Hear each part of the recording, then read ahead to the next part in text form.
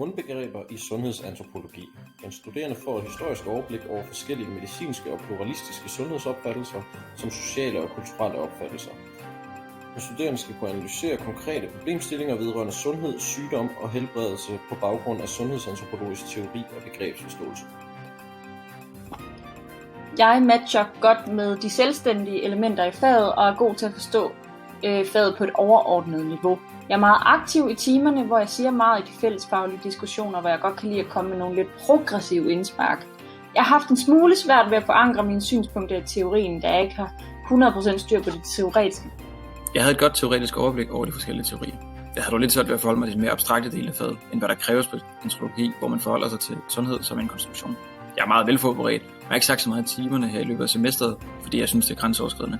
Der har eksempelvis været en, der hedder Pia på holdet, som bare siger, hvad hun tænker, på trods af, at jeg ikke tror, hun er lige så godt forberedt, som jeg er.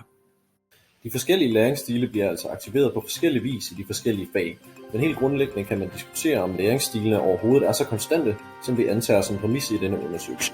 Tværtimod er det mere sandsynligt, at den enkelte elev lærer at omstille sig til de læringsstile, som de specifikke faglige kontekster fordrer for dem, i hvert fald i nogen grad. Specialisering er helt holdt uden for denne undersøgelse. Derudover kan forhold som eksempelvis den enkelte lærers evne til at formidle, eller at den enkelte er motiveret af et bestemt emne og derfor arbejder mere intens med læringen, tænkes at være relevante forhold for det faglige udbytte. Det er derfor ikke sandsynligt, at læringsstile som enkeltstående og konstant forklaring kan forudsige det faglige udbytte for den enkelte elev. Modsat kan denne undersøgelse udpege, hvilke problemer der kan opstå, når en bestemt læringsdisposition møder bestemte faglige forventninger, hvilket er interessant at reflektere over.